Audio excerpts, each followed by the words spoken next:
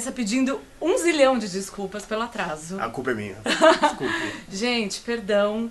E, assim, agradecidíssima pela paciência de vocês, compreensão e educação no chat, nas conversas. Muito, muito obrigada. Vamos ao que interessa, não é mesmo? O Gil, aquela breve introdução, né? O Gil, ele é professor colaborador de uma série de instituições, o INSPER, SPM, Fundação Dom Cabral. Ele é fundador da Five Era, ou Quinta Era? Quinta Era, que é a consultoria dele. É uma consultoria que ajuda as empresas a permanecerem relevantes. É isso, Gil? Nessa transformação da inovação. Isso aí. Especialista, mas ele prefere que a gente apresente ele sempre se apresenta assim, como um estudioso de inovação e cultura digital. Então, é isso, pessoal. Antes da primeira pergunta, Gil, bem-vindo. Bem-vindo, puxa, obrigado. Desculpe meu erro, foi um erro de logística. Enfim, saiu do controle. Sei que a coisa mais cara das pessoas é o tempo. Eu sei que tem pessoas aí esperando, perdoe-me, mas vai ser bem. A gente vai recompensar, gente. Vamos lá, agradeço demais aos nossos patrocinadores, queridos parceiraços, a BASF, que nos oferece o espaço aqui, a Casa E, que é essa casa conceito, a T-Systems, a LogiGo e a CNH. Gente, muito obrigada pela parceria. Vamos lá, Gil, para esquentar a conversa, a gente fala o tempo inteiro de era digital, de transformação digital, todo mundo fala sobre isso. Vamos lá, beabá, para iniciantes ou não. Afinal, o que é isso? O que é transformação digital? O que é era digital? E qual é o horizonte dessa mudança? Vamos começar pelo horizonte, Giovana. Eu acho que vivemos uma nova economia, que é chamada da economia da inteligência artificial. A inteligência, o que é chamado lá fora de EA Economy. Essa nova economia, os 13 países que eu analisei que já estão nessa nova era, estão tendo o que é chamado de pleno emprego, que são taxas tão pequenas de desemprego que não são estruturais. E hoje o processo da transformação e da conexão das indústrias, das cidades, está tão rápido que você precisa de pessoas e de formas de ler todos esses dados. Isso a gente está apelidando da economia da inteligência artificial. E se antes as fábricas precisavam de máquinas, de graxa, agora elas precisam de cérebros. E quem diria que apesar de tudo isso, o que a gente precisa hoje não são mais de ferramenteiros, mas de estrategistas. E essa transformação que o mundo está passando é uma transformação que quase tudo que foi pensado no mundo ali pós Segunda Guerra Mundial ou antes, a riqueza das nações de Adam Smith, que foi o que trouxe o mundo até aqui no capitalismo, agora está sendo repensado numa nova era. E aí eu acho que já não cabe mais os nomes que nós utilizávamos, são outros nomes. É uma economia circular, é uma economia criativa, uma economia do carbono zero, do baixo carbono, enfim, são coisas desse tipo e novas formas de encarar o mundo. Sim, muito bem. Pessoal, aqui na correria esqueci de falar uma coisa importantíssima sobre o Gil. Mais um cargo para ele. Ele é também embaixador de futuros inteligentes da Automotive Business Experience, o ABX19, que é o eventão que a gente tem ano que vem, em maio. Gil, obrigada pela parceria nesse ponto também. Vai ser uma honra, vou tentar fazer uma trilha diferenciada. Vamos lá, ele vai ajudar a gente a construir o conteúdo e construir um evento de altíssimo impacto para todos vocês. Mas seguindo aqui, Gil, pensando em tudo que você falou, essas características da era digital, qual o impacto de tudo isso em uma indústria super tradicional, uma indústria que é símbolo da revolução industrial, analógica, poluente em grande parte, né? A gente tem que reconhecer, está tentando mudar isso. Enfim, o que você acha que vai acontecer aí no meio? Primeiro que tudo indica, os nossos estudos, o carro, como a gente conhece de energia fóssil, ele está no final dele. Pode demorar 20, 30 anos, mas o carro vai ter que usar outros tipos de energia, seja solar, seja energia elétrica, não importa. E eu acho que o Brasil e a indústria brasileira vai ter que se repensar o seu papel nisso. Eu acho que durante essas últimas eras, o Brasil sempre foi líder, a gente construiu toda a nossa economia em volta das estradas, as cidades sendo recordadas por ela, e agora a gente tem que repensar o papel.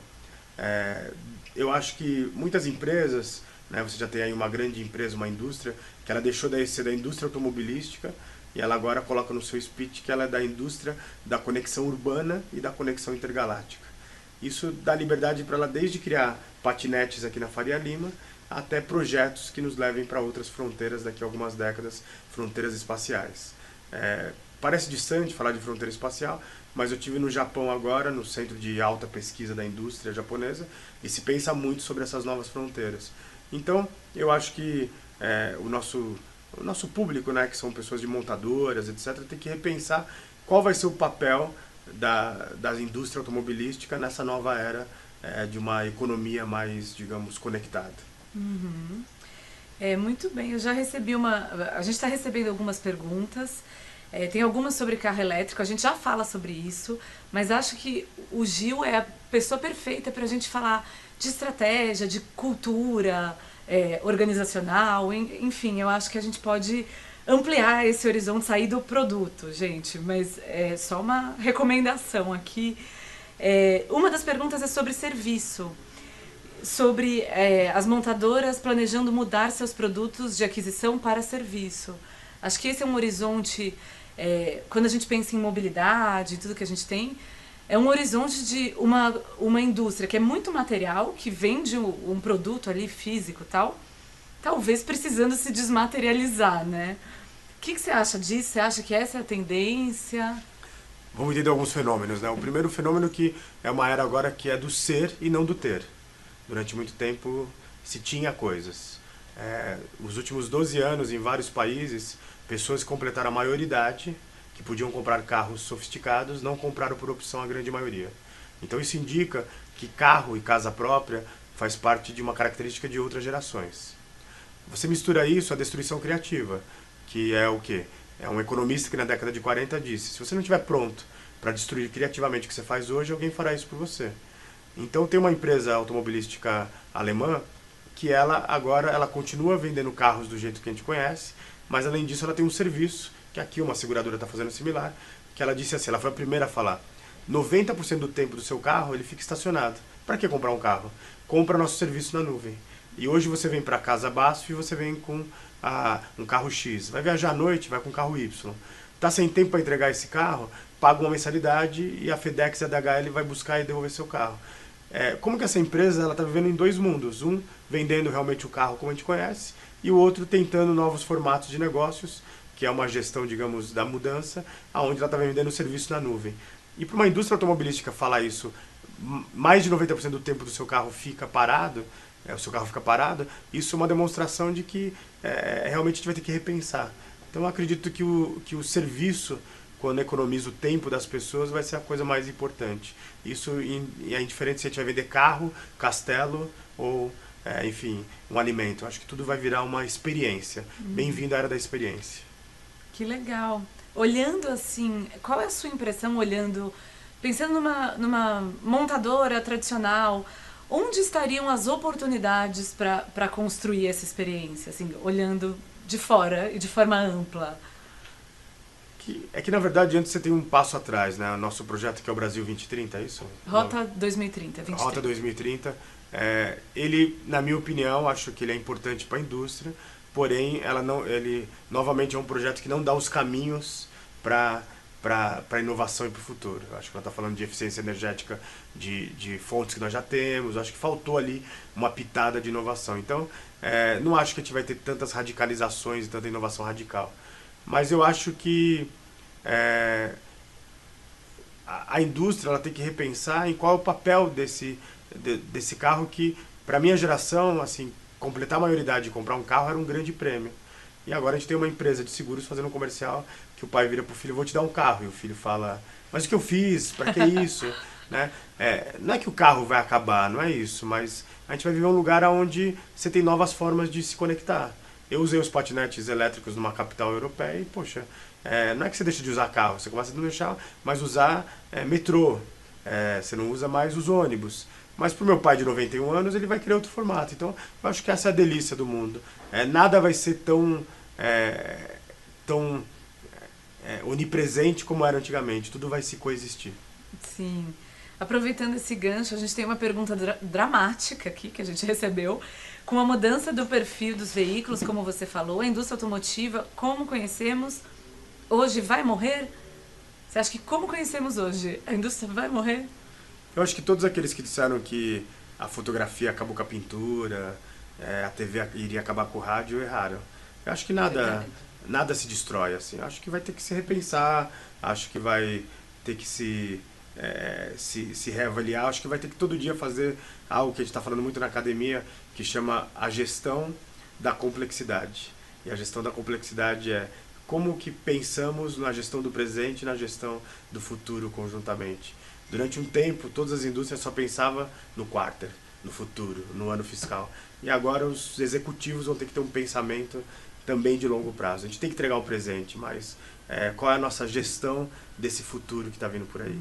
E eu acho que a maioria dos executivos hoje no mundo não estão tendo tempo, até teve uma pesquisa de Stanford que provou isso, para separar um pouquinho para duas gestões. A gestão da mudança, porque a mudança mais diferente é a sua, e a gestão do futuro, que é um pouquinho do tempo que você tem que segurar, porque a gente está vivendo a gestão do ai meu Deus, isso é para ontem. Nossa, Gil, maravilhoso. Esse sintoma a gente percebeu muito claramente na indústria automotiva, porque a gente fez recentemente, não sei se... Pessoal, essa pesquisa está disponível no nosso site. A pesquisa Liderança do Setor Automotivo.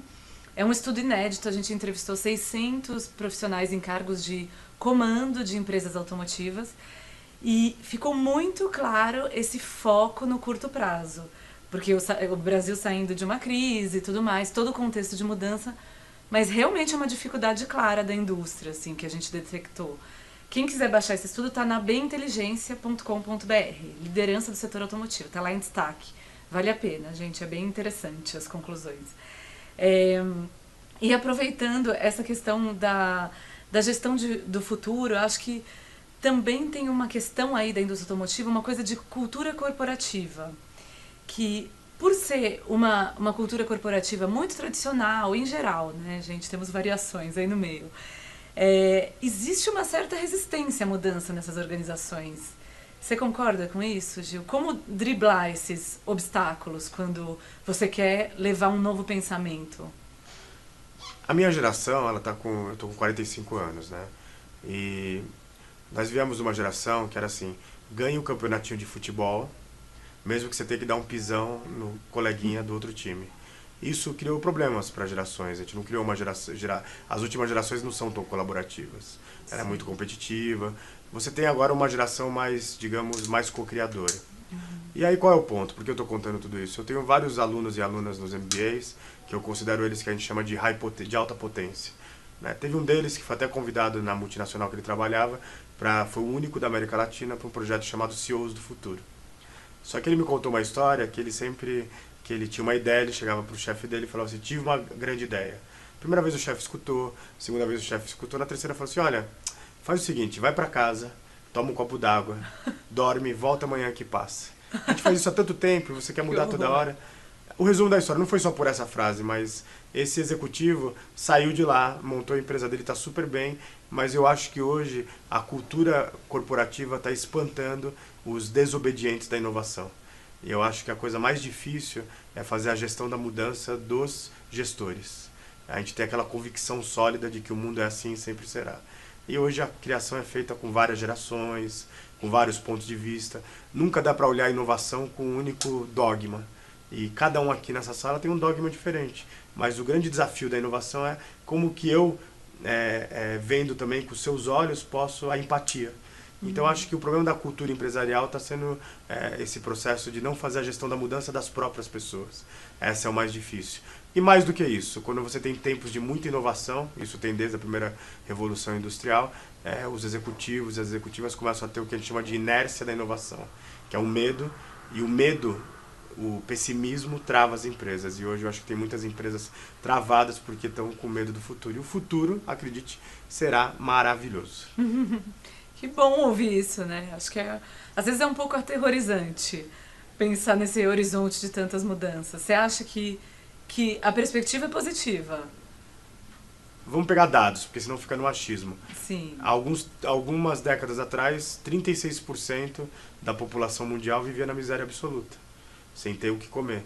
Ainda são muitas pessoas? São, mas caiu para 10,6%. Temos que trazer todas essas pessoas não para o mercado de consumo, mas que não vivam na miséria absoluta. Temos um Brasil que aumentou esse número, infelizmente, ao contrário do que está acontecendo no mundo, mas se você analisar todos os dados sobre humanidade, nós estamos muito melhores. Nós vivemos melhor, é que quando a gente está no meio de de um furacão, que é um furacão, são tempos pós-normais, a gente tende a olhar com um olhar um pouco mais pessimista, mas o mundo está caminhando para um lugar muito mais fantástico. Já está, os números provam isso, sejam de natalidade, sejam de tempo de vida, seja de tempo de ociosidade criativa. O mundo está muito melhor. Uhum. E Gil, a gente fala muito com... Nossa audiência vem muito, é a cadeia automotiva em geral, né? A gente tem as montadoras, a indústria que fornece para as montadoras, a indústria que... A indústria, né? Os distribuidores que vendem os carros, enfim, fazem reparação.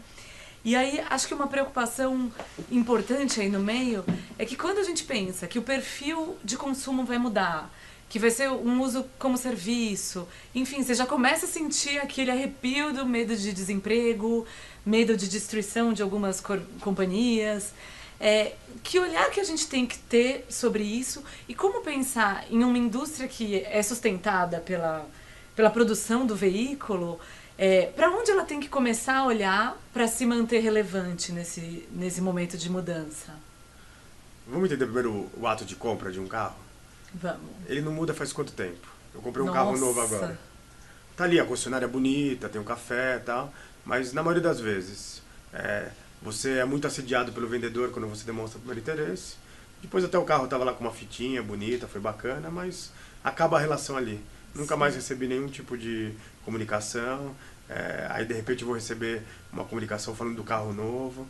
Eu acho que primeiro de tudo, antes de falar de produto, é a experiência do cliente. Está sendo bacana? É uma loja, a loja mais bonita, mas é a mesma concessionária de 15 anos atrás. Né? Sim. Será que a gente não está repetindo o erro das empresas que vendem em supermercados? O supermercado mudou muito nas últimas décadas. Também não. As concessionárias também. Então, acho que antes até de produto, eu acho que tem que mudar a relação. Eu acho que está na hora da gente falar, acabou o B2B, acabou o B2C e agora é o human to human. É o ser humano no centro de tudo. E a experiência de comprar um carro para as novas gerações, comprar um carro online e comprar um carro na vida real é tão real quanto uma vida cabe na outra. Então, será que a gente não está preso a novos modelos, a antigos modelos? Vamos pegar um outro trade nosso, não tô criticando eles, mas é para a gente repensar. Né? Hoje a gente precisa de alguém para vender um seguro para nós? Ou eu posso fazer tudo pela internet? Eu acho que a gente tem que se desapegar e ajudar essas pessoas que estão na transição em ver outros caminhos. Sim. Eu acho que hoje, seja um vendedor do carro, da concessionária, seja um vendedor de seguro, ele tem que ser uma pessoa que, muito mais do que um vendedor, ele hoje tem que virar um conselheiro, um consultor.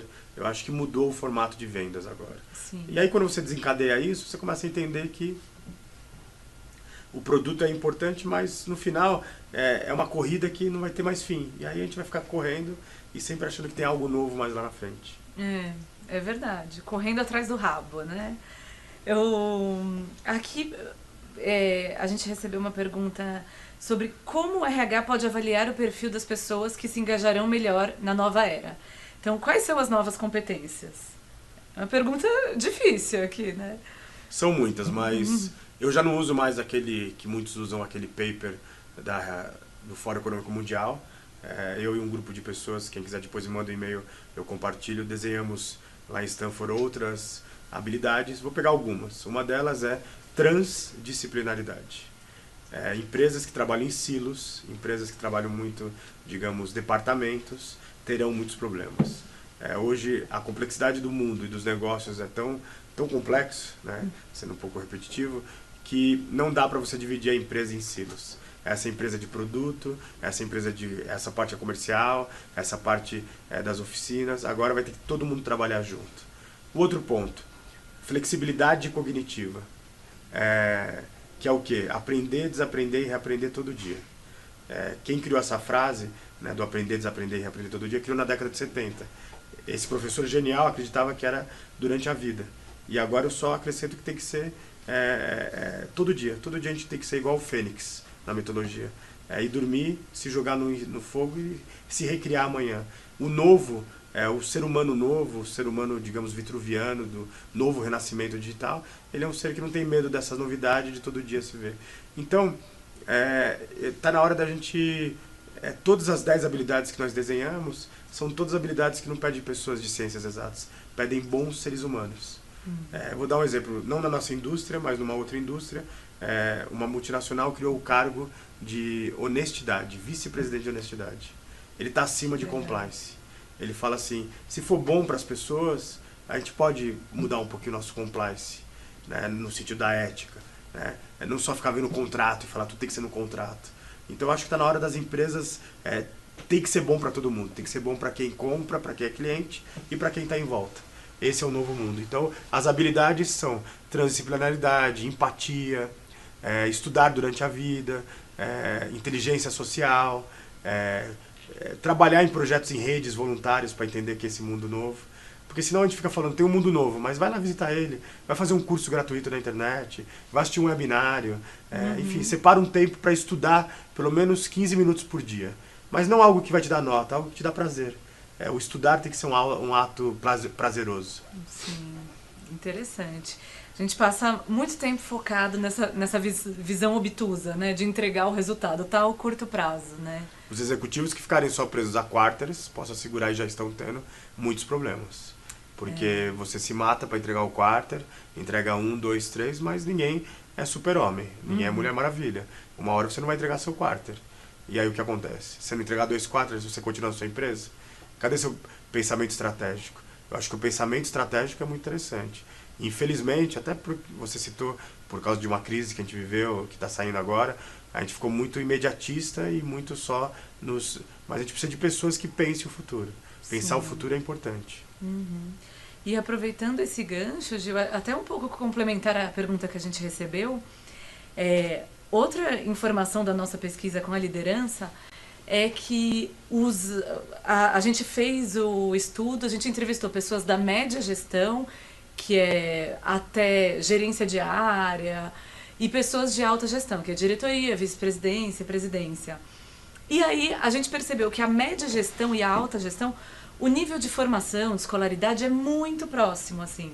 Então a sensação que a gente tem, claro que essa resposta a gente não teve da pesquisa, é que as pessoas quando chegam no topo, elas param um pouco de estudar formalmente, né? Essa educação, fazer pós-graduação, especialização, talvez por falta de tempo, talvez por falta de incentivo da organização. Mas isso é curioso, né? Justamente a pessoa que está lá no topo, eu queria um comentário seu de como se manter atualizado, relevante, aprendendo o tempo inteiro, quando você tá nesse jogo, nessa correria, nesse momento. Nós falamos muito de desemprego tecnológico, mas tem um outro desemprego, que é o desemprego da falta de habilidades e conhecimento. E você está corretamente certo. Eu colaborei agora com o MBA da Fundação Dom Cabral, lá tem uma característica de um aluno mais maduro. Mas é muito difícil você ver na alta academia pessoas, digamos, jovens de cabelos brancos.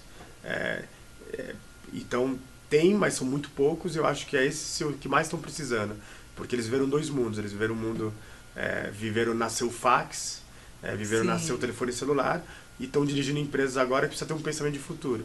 Então eu sei que é difícil, eu sei que uma agenda de um executivo, de uma executiva é muito pesada, mas aqueles que não separarem tempo para uma capacitação, infelizmente vão ser trocados por mais jovens, ou por máquinas, ou por inteligência artificial.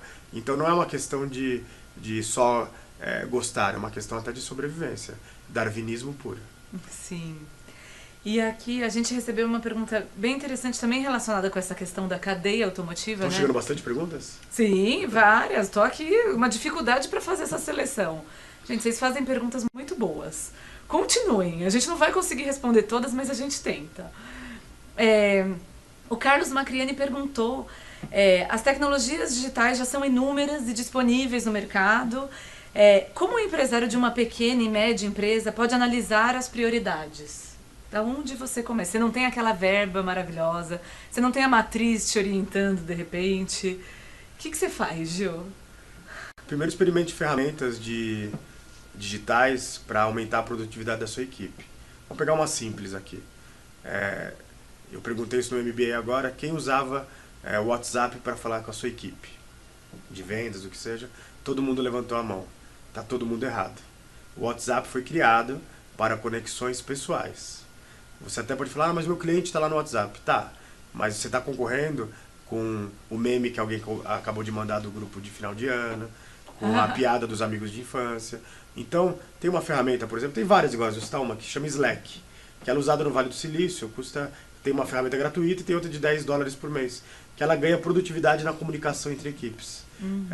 Eu tenho no meu site uma postagem lá que são 50 ferramentas de produtividade, que pode até replicar no site, no nosso site, e assim, escolha ferramentas, abra um bom vinho, menos internet, mais cabernet, e pense que ferramenta, o primeiro passo para ganhar produtividade de uma empresa de pequeno e médio porte é a sua empresa está na nuvem, a sua proposta financeira é fácil de ser acessada, você está digitalizado como empresa no sentido dos seus processos. Então, o primeiro passo começa um processo a digitalizar, e o primeiro eu acho que é a conversa com as suas equipes. E aí não use o WhatsApp, use, por exemplo, o Slack, tem tantas outras, mas o primeiro passo é entrar, se jogar nessa nova era. E aqui o Paulo Moreira fez uma efusiva pergunta sobre robôs. Ele fala que você fala muito sobre humanidade, mas ele quer saber como fica a questão dos robôs, o quão longe esses robôs devem chegar e o abismo ou não que fica entre um robô e as características humanas. O que você tem para dizer disso? Não, os robôs já estão entre nós. Acabou de chegar meu novo robô aqui no Brasil, que é o Pepper. Ele é um robô de 1,70 m, ele já trabalha em bancos, etc. Tem os robôs colaborativos que estão nas fábricas. A pergunta tem alguns trabalhos que a gente não precisa de que tenham pessoas. Os robôs podem fazer bem isso. O melhor do intelectual humano é quando ele está pensando. A gente tem muitos trabalhos que são repetitivos. Vamos pegar qualquer empresa vai ter alguém que tem que recolher o papel higiênico usado. Para esse tipo de trabalho precisa de um ser humano? Não precisa, a gente tem outras tecnologias. O que a gente tem que ter, uma outra qualidade, é a empatia, de ajudar essas pessoas que vão ficar no meio do caminho. De que elas tenham uma outra forma de fazerem parte da sociedade. O trabalho é importante, mas primeira Revolução Industrial a gente trabalhou 16 horas por dia. Da segunda, terceira e quarta, continuamos com 8 horas por dia. Não está na hora de mudar? Tudo mudou, menos o formato de trabalho. Será que a gente, sem procrastinar, não podemos trabalhar 3 horas por dia? 4 horas por dia? Já está se provando isso. Na indústria automobilística, profissionais de chão de fábrica estão usando exoesqueletos para ganhar produtividade. O que eles fazem em 8 horas, estão fazendo em 4. Então a gente tem que aproveitar a tecnologia para a gente voltar a ser mais humano. E os robôs já são uma realidade. Robôs colaborativos, robôs sociais. Vamos só dar um exemplo aqui. No varejo, o Brasil sempre esteve nas primeiras posições de simpatia no varejo, entre 50 países. Nos últimos anos estamos em penúltimo. Sabe por quê? Porque as pessoas estão mal-humoradas nos restaurantes, nas agências bancárias, em qualquer lugar. As pessoas não conseguem se desligar dos celulares, estão todo mundo olhando para o celular. Então, assim, será que não é melhor colocar um atendente robótico? A pergunta é, elas estão motivadas em ficar ali, te dando orientações que são repetitivas? O trabalho repetitivo ele é chato. Vamos colocar máquina, vamos deixar a gente para fazer esse trabalho aqui, que não é um trabalho, é uma diversão. É conversar, é aprender junto. Eu acho que é isso. Muito bem, gostei dessa proposta. E falando um pouco, o pessoal perguntou de carro elétrico, algumas perguntas um pouco mais técnicas, assim, né? Mas eu queria também o seu olhar. O Gil é um feliz proprietário de um automóvel elétrico, ele já me contou aqui. Então, me conta um pouco da sua experiência, de como você acha que esse mercado vai evoluir no Brasil. E depois eu quero falar de carro autônomo, que eu sei que você também já andou em um. Os carros elétricos é assim, eu confesso que o carro do jeito que eu conhecia, para mim estava muito... Eu já não achava que isso valia com o tipo de coisas que eu falo, que eu ensino. Eu tenho uma preocupação em relação enfim, a dióxido de carbono. E o carro elétrico foi um ressignificado do dirigir. No começo é muito difícil porque é tudo novo, ele não faz barulho nenhum, às vezes eu assusto pessoas em ruínas pequenininhas porque não vê eu chegando, aí de repente olha, mas eu acho que aquilo foi tão bacana, você se reeducar. Então assim, eu tenho que chegar à noite, desligar o carro e colocar ele na tomada para carregar. Eu já consigo fazer viagens para a Unicamp usando ele, e eu me sinto já na era do século XXI. Então, o carro elétrico foi assim, puxa, que bacana eu poder viver essa revolução. Sei que ainda é impeditivo para a maioria das pessoas, mas eu acho que a gente precisa de cidades mais inteligentes, mais silenciosas, a gente precisa de menos dióxido de carbono. Eu acho que isso daí vai ressignificar o sentido de dirigir. E tem sido uma experiência fantástica. Meu carro tem muita tecnologia, também foi um dos motivos que eu escolhi ele. E é bacana você ter os sensores, você ver tudo isso. Eu acho que mais do que falar é você também sentir. Então, acho que vai ser bacana. Mas, ao mesmo tempo, foi o que eu disse. Eu não estou preocupado só com o carro, é como eu chego lá mais rápido. Então, às vezes eu deixo o carro no lugar, pego o patinete para fazer a última milha. Eu acho que essa é a grande conexão. As milhas, você faz uma parte de carro, uma parte de metrô, uma parte... Acho que esse é o nosso desafio. Eu acho que a indústria automobilística tem um papel muito grande de ajudar na migração das cidades inteligentes. As cidades inteligentes vão passar pela indústria automobilística e ela tem que co-criar junto. Sim. Acho que é um pouco assustador, mas é uma oportunidade imensa, né? A indústria automobilística está num lugar bem bom de se estar nesse momento, né? Em que as coisas estão mudando e a mobilidade ganha um protagonismo tão grande, né? A mobilidade, já está provado, você ficar congestionado mais do que... Você ficar no trânsito mais do que 23 minutos, cada minuto a mais, você perde em qualidade de vida, em pontos na qualidade de vida. E aí, durante um tempo, eu acho que era natural. A indústria automobilística queria vender mais carros. Eu olhava aqueles números e falava assim, nossa, mas tantos mil carros, né, emplacados, onde a gente vai parar? E, de repente, deu um nó em todas as cidades do mundo. E aí, o carro que era tão bacana virou quase que um vilão. E agora eu acho que ele tem que voltar como algo que é importante para essas cidades inteligentes. Ele tem que fazer parte dessa inteligência. Sim. Gil, a gente vê movimentos muito claros, globais, das empresas automotivas multinacionais, né? De criarem divisões de mobilidade, de criarem serviços mais fluidos de mobilidade, firmarem parcerias com startups, né? A Toyota comprou recentemente uma concorrente da Uber na Ásia. Enfim, há uma série de exemplos. Mas no Brasil esse movimento não está tão claro. O que você acha que acontece aí no meio? Qual é a interferência? Será que é uma questão do nosso consumidor? Será que é uma questão de uma falta de olhar, talvez, da indústria aqui para esse novo? Não, vou citar 3 indústrias que eu acho que a gente não está contando as histórias. Eu acho que a Scania está fazendo um movimento fantástico dos caminhões. Eu acho que ficou bem claro para eles que agora não é mais o caminhão, é um serviço, é ajudar no negócio do dono da frota. Eu tive ali em Camaçari, na Ford, vi ali um super laboratório de pesquisa feito por brasileiros, vi os pesquisadores. Acho que está faltando a gente contar as grandes histórias, né? Tive na Hyundai, aqui no interior, vi também uma fábrica toda conectada com robô. Acho que a gente tem muita história para contar bacana. Acho que está faltando as pessoas que estão nos assistindo começarem a contar isso. Tem um vídeo famoso meu que chama Revolução Silenciosa. O Brasil já há uns 8 anos passa por uma revolução muito silenciosa. Que infelizmente não é muito pauta, às vezes, disso. Às vezes é mais fácil sair no Jornal da Noite que prender um governador por corrupção. Mas tem um Brasil fantástico. Vou pegar aqui um exemplo agora, desse mês. A gente acabou de inaugurar o acelerador de partículas mais moderno do mundo. Aqui em Campinas, próximo de Campinas, o Sirius. E ele está dividido em 5 divisões. E uma divisão é para ajudar a indústria automobilística e a área de defesas e indústria aeronáutica. Quando a gente tem uma ação como essa, quando você tem pessoas de alta patente da academia ali ligados à Unicamp e a outras universidades e pega o dinheiro do PEC, em vez de fazer apenas mais um acelerador de partículas, faz outro, faz um mais moderno do mundo, isso é fantástico. Agora a pergunta é, como a gente consegue conectar, né, a iniciativa privada com a academia pensante, com iniciativas boas, políticas públicas? Eu acho que está na hora de a gente fazer mais patente, eu acho que, enfim, tem um Brasil silencioso que é uma revolução. Que mandem aqui para nós da Automotive Business para contar as histórias, né, para você. Sim, por favor, gente. Amamos contar essas histórias. Falando um pouco mais desse tema, Gil, outra conclusão da nossa pesquisa, desculpa assim, né, falar tanto da nossa Preciso pesquisa, ler a pesquisa. Essa pesquisa tá legal, pessoal, tô avisando todo mundo. Sei que foi feito com muito carinho. A gente caprichou mesmo. Seguinte, uma das conclusões que a gente ficou também, a gente se impressionou muito sobre inovação. Muitas empresas, na verdade, quando a gente entrevista a liderança, você espera que nenhum líder diga que inovação não é importante, né?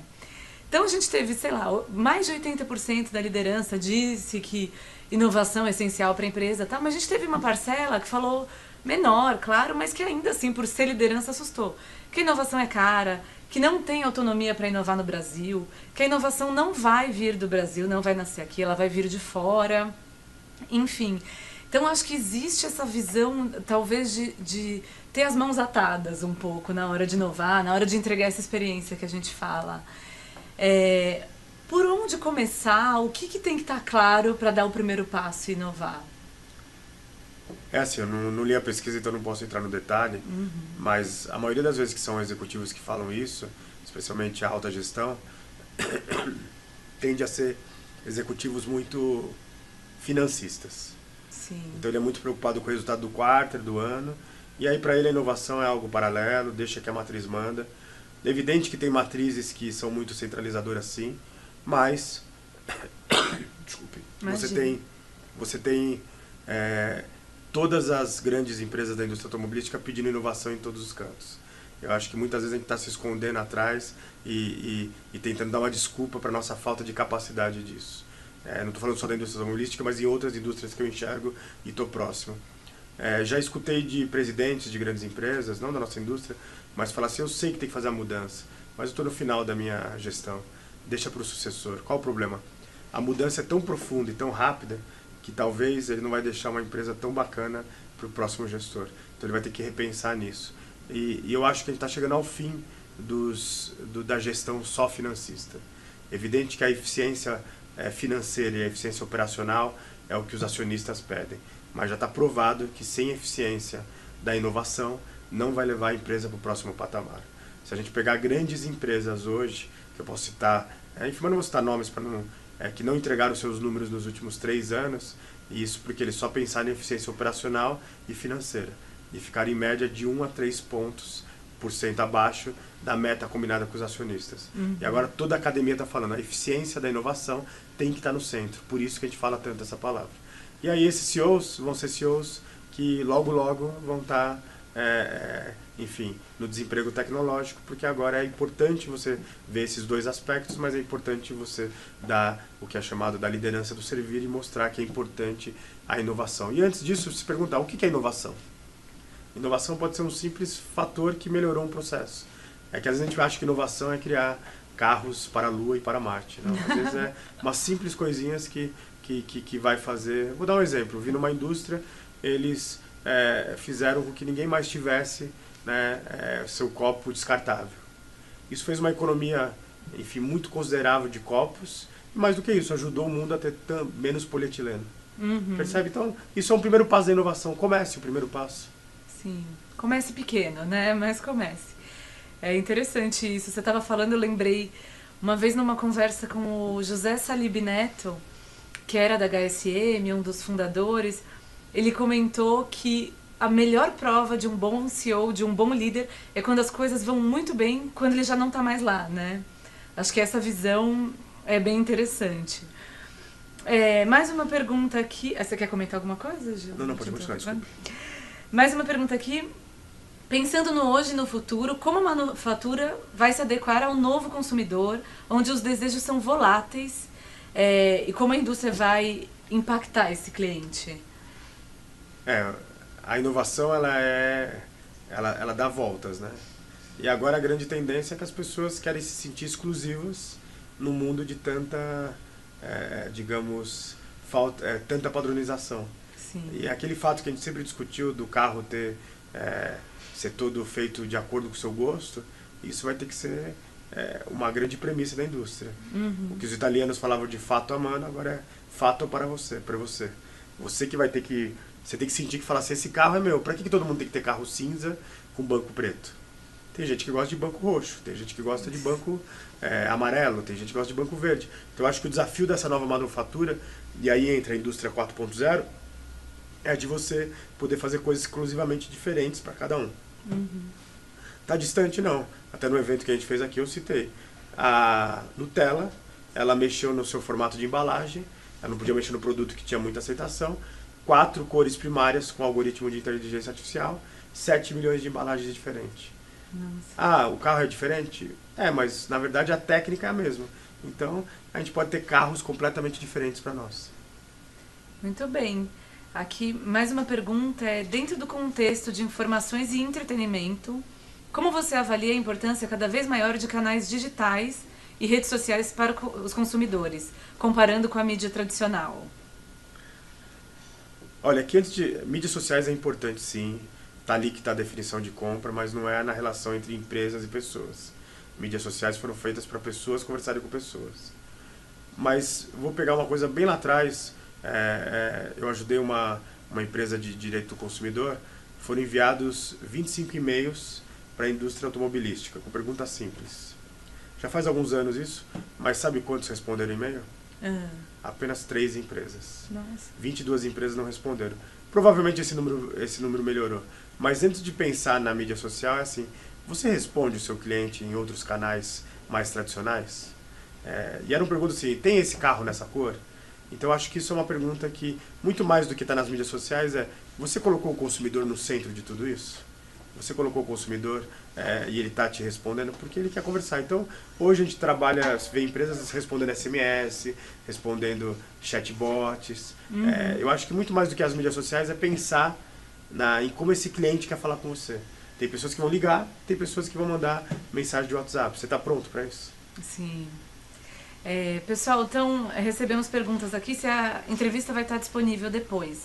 A gente vai subir na semana que vem no nosso portal a gravação, mas é bem mais divertido quando vocês estão aqui mandando perguntas. Então, se você não consegue assistir inteiro, porque a gente atrasou, deixa a sua pergunta, porque aí depois você vê ela respondida, né? Mais legal. Seguindo aqui, a Verusca fez uma pergunta. Eu gosto bastante quando você fala desse assunto, desemprego tecnológico. Então ela pergunta que ela acha interessante o modelo de robôs para atividades repetitivas. Acho que não tem como não gostar disso, né? Não fazer alguns trabalhos chatos deve ser maravilhoso. Mas onde as pessoas vão se encaixar no mercado de trabalho, como vão sobreviver, se não teremos um número maior de desempregados? Então, mas tudo ao contrário do que Oxford disse numa pesquisa, e a gente teme em ficar repetindo ela, tem mais emprego do que desemprego. Mas qual o problema? O emprego tem outra natureza. Hoje no Brasil, tudo indica, numa pesquisa que nós fizemos, tem 300 mil vagas para cientistas de dados. Nos próximos anos, pelo número de pessoas na academia, não vai ter nem um décimo disso. A pergunta é assim, aquele emprego antigo, ele está acabando, só que ele está indo para outros lugares. O jornalismo, você sabe, precisa agora de data jornalista. Mas assim, a academia está conseguindo ensinar as pessoas jovens a ser data jornalista? A grande maioria não, 99% não tem ideia do que seja isso. Então, sim, realmente, o emprego, como a gente está vendo antigo, está acabando. Mas que emprego é isso? Carimbar cheque devolvido de pessoas que você não conhece. Tinha pessoas que faziam isso é automação agora.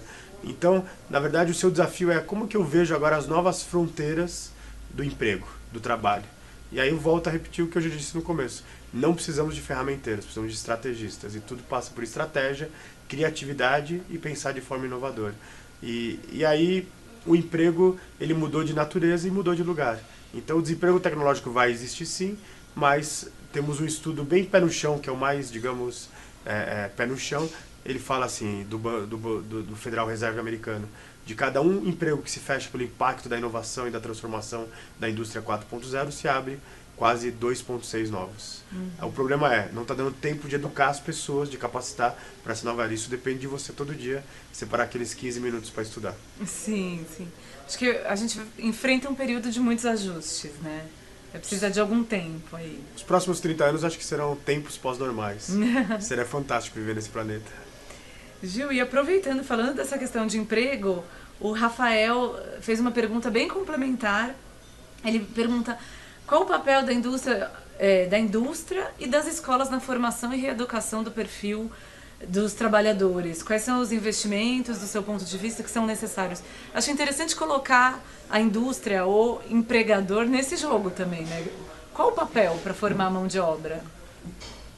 Primeiro que a gente vai ter que repensar o papel da escola. A escola, como a gente conhece, ela está também...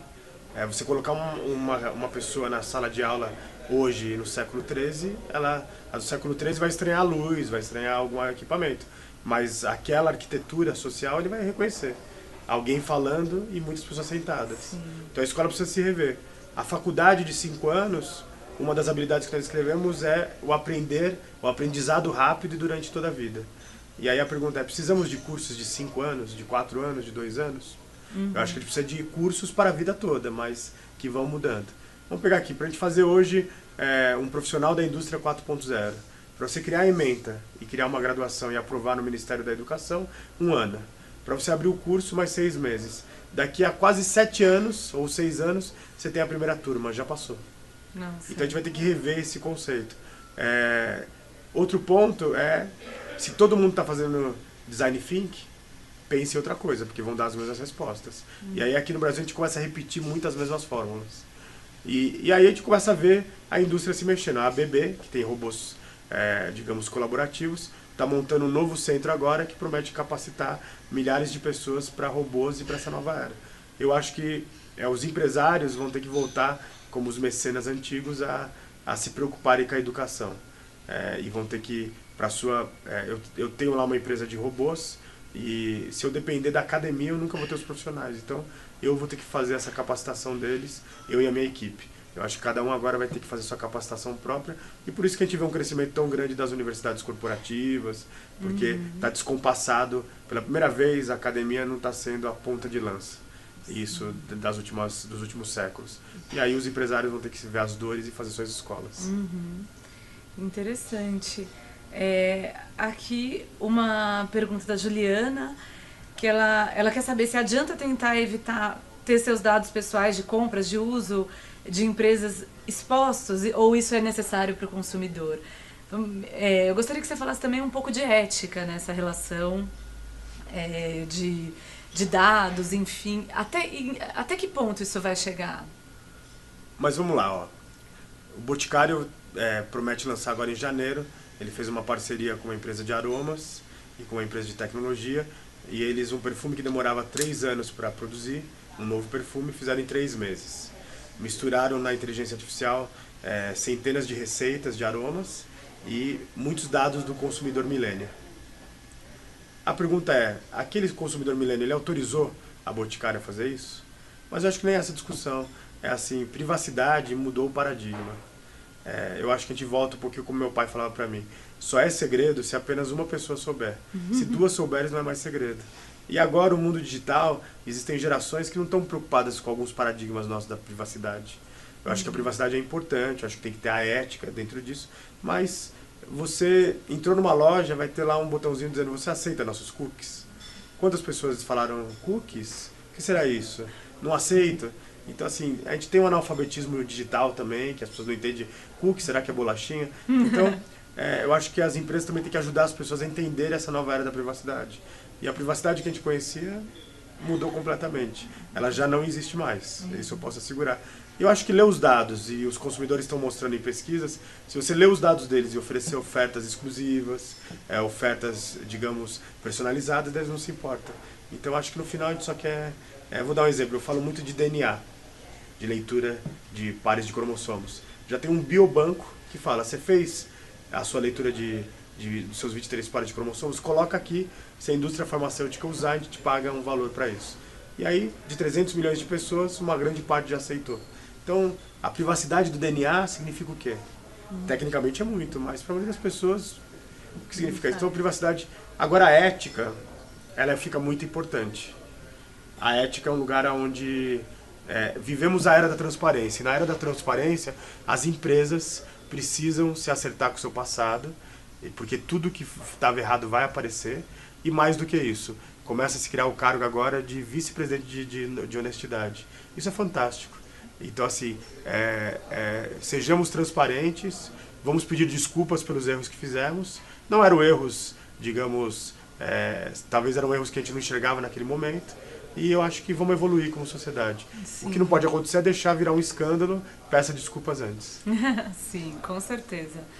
Acho que a gente está vendo isso, talvez, com o Facebook, né, um exemplo de fora da indústria. A questão do uso de dados talvez não seja nem pelo acesso, pelo que você libera dos seus dados para o Facebook, mas a falta de transparência de como eles estão usando, né, aí no meio. Mas olha o que aconteceu, estão perdendo audiência, as pessoas se sentiram super traídas quando viram que eles liberaram os dados para apenas algumas empresas. Sim. Se eles ainda tivessem liberado para todos, eu acho que pegaria mal, mas era para todo mundo. E aí eles defenderam algo que era só os amigos deles. Então, as pessoas não estão muito incomodadas com esse colapso da ética. Elas não querem... e aí, voltamos sempre aos antigos. Conta justa, amizade longa. Podia ter falado, ó, a gente vai devolver seu dado porque a única coisa que a gente tem sua que pode gerar dinheiro é dados. Tudo bem, as pessoas iam optar por isso ou não, e eu acho que a maioria ia optar. Então, eu acho que a gente não pode ter mais crises de consciência e crises de erro ético que você fala que, puxa, ele não podia ter feito isso com o outro. Sim.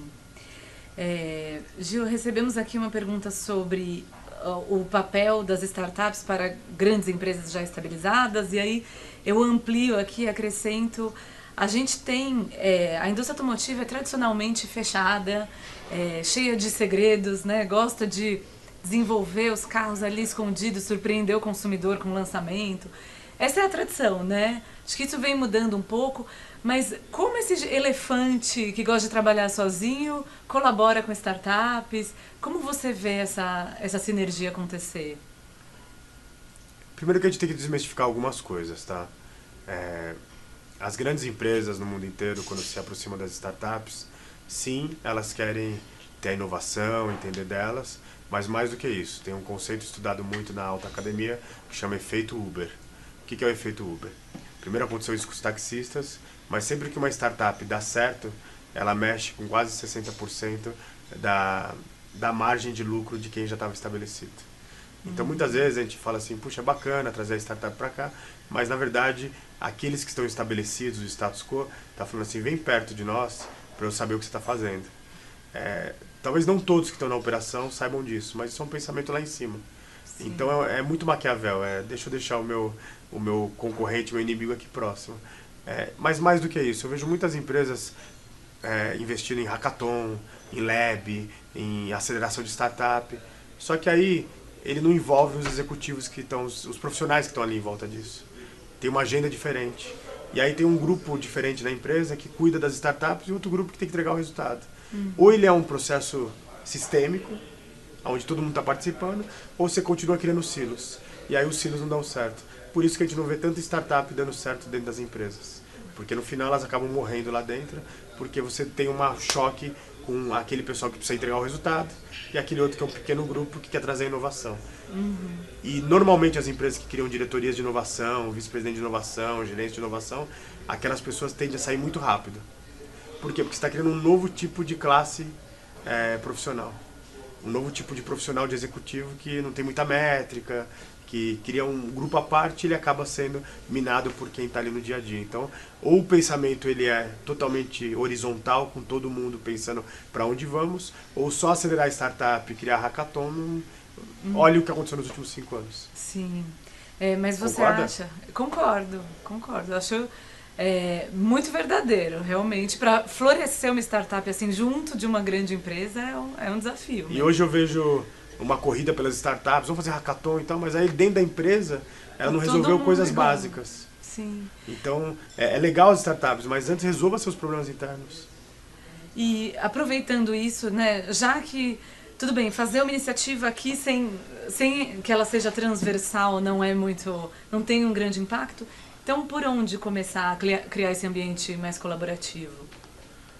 Então, eu tenho falado muito para executivos assim, faz um curso de verão no Meet, de uma semana. Não quer fazer um curso de verão? Passa, vai visitar o Vale do Silício, vai para Imperial College de Londres. Vai você primeiro ver o mundo. Para de ver o mundo só pela lente das outras pessoas. Onde eu vivi isso muito claro. Eu tinha uma visão completamente diferente do que eu tenho hoje da China. Aí eu fui passar 40 dias lá para ver essa revolução chinesa. E aí eu voltei com um olhar completamente diferente. Então antes da mudança, você tem que fazer a sua mudança. E para isso eu tenho falado para vários executivos, vai lá no Meet, no curso de verão, para executivos, e faz um curso. Mas ali, em vez de ficar no hotel 5 estrelas, fica no prédio dos estudantes, compartilha o banheiro que os estudantes compartilham, que é bem limpinho, é bem bacana, não é? Mas assim, vive aquela vida.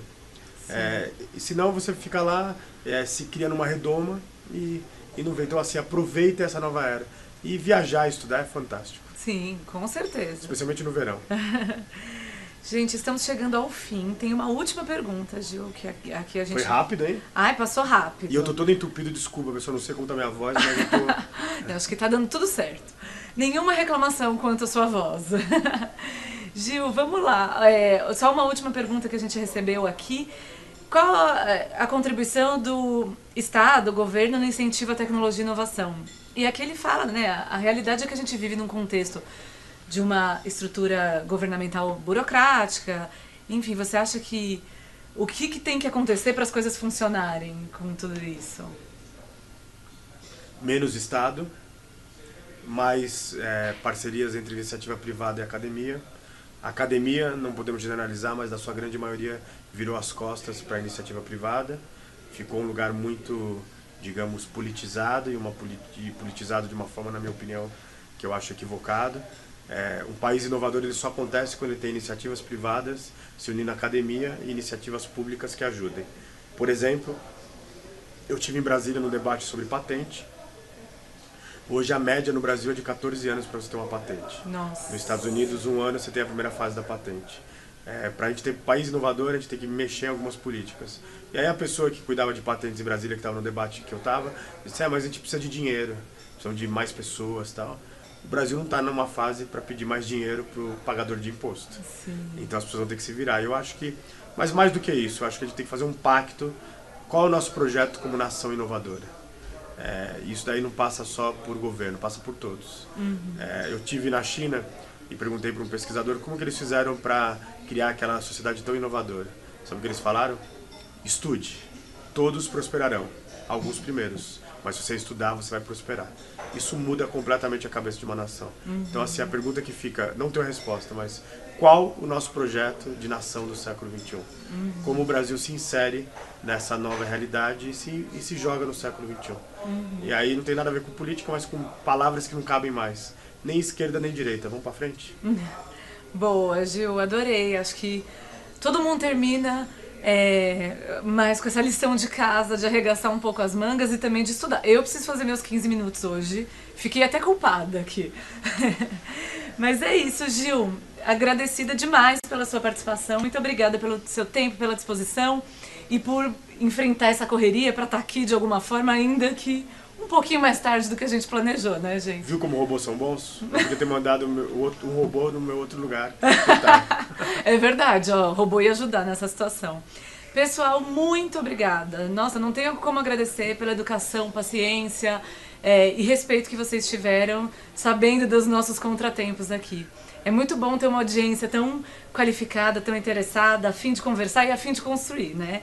Então é isso, gente. Agradeço também de novo aos nossos patrocinadores queridos, a BASF, a T-Systems, a Logigol e a CNH. Muito obrigada por estar aqui ajudando a gente a construir esse diálogo, a criar novas conexões aqui. E é isso, gente. Esse foi o último webinar desse ano. A gente encerrou muito bem, viu, Gil? Tô feliz. Obrigado.